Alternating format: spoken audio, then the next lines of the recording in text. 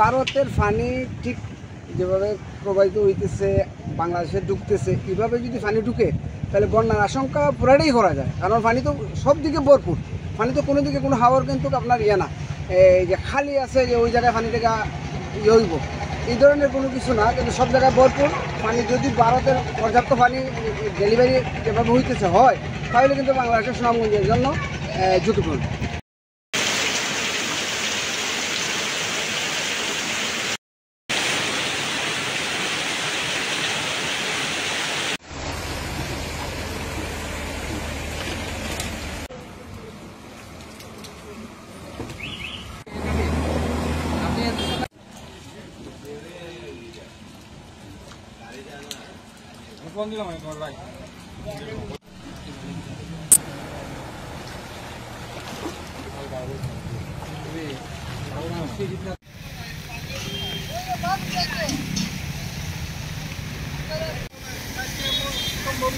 মানুষও পাইতো না, কারেন্টও নাই।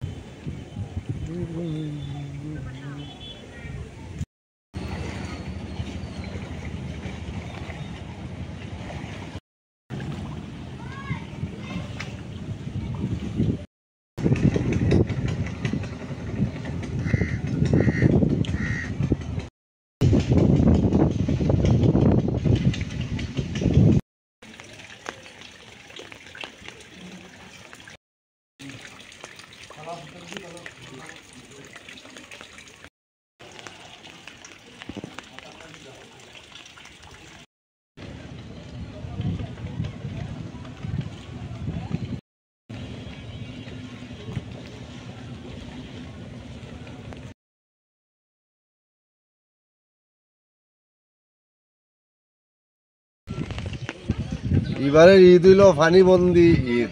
যেভাবে ফানি বাড়ে মানুষ ঈদের খুশি তৈয়া নিজের যান বাঁচা নিয়েই মুশকিল হয়ে গেছে। ঈদের যে কি আনন্দ বা ঈদ হয়েছে কিনা এইটুই মানুষে হইতে পারেন না। এই অতটুকুই আর কি। দেখে না তো পানির অবস্থা ইও। আমরা তো কোনো রকম খালি মসজিদও গেলাম মাছটা পড়ছি। ঈদের কোনো আমেজই নাই, ঈদের কোনো আনন্দই নাই। মানুষের যে অবস্থা, ঘরে ধরে পানি উঠে গেছে, কারেন্ট বারেন্ট নাই, মানুষের মানে কুরবানি দিব না গড় সামটাইব। গড়ের অবস্থা তো বেশ খারাপ, ঘরে ধরে পানি উঠে যাওয়ার বর্তমানে সুনামগঞ্জ অবস্থা খুব ভয়াবহ অবস্থা। সবেরই জমিটা কিন্তু পরিবারের তো টাকা পান না, বলছে গরু কাটবো মানুষ জল হয়ে উবাইতে পারেন না। এইটাই সমস্যা। চারিবাদি বানিয়ে আমার এমনি বানও বানিয়ে গেছে কি খাওয়া দাওয়া তো সমস্যা হয়, রানতে পারতো না গরু বানি। ভাই বন্যার সংখ্যা মানে 100-র মাঝে 100, এটা খোয়ার মতো না। কালকে সকালে ঘুম থেকে উঠতে গেছি, এখানে শুকনা জায়গা, ঠিক আছে।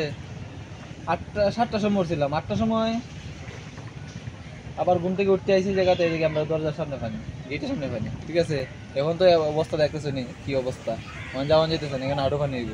আর নিচে এলাম একটু রাস্তার উপরে সাইডটা আটো পানি হয়, আর নিচে সাইডেও কোমর পানি হইব। ওরা আমরা পানি লাগে সমস্যা, তো আমরা খাইতাম সমস্যা, থাকবার সমস্যা, বেশি অবস্থা খারাপ। ও তো কয় যায় কোনো ঠিক নাই, কোনো জায়গা নাই, ঠিক না।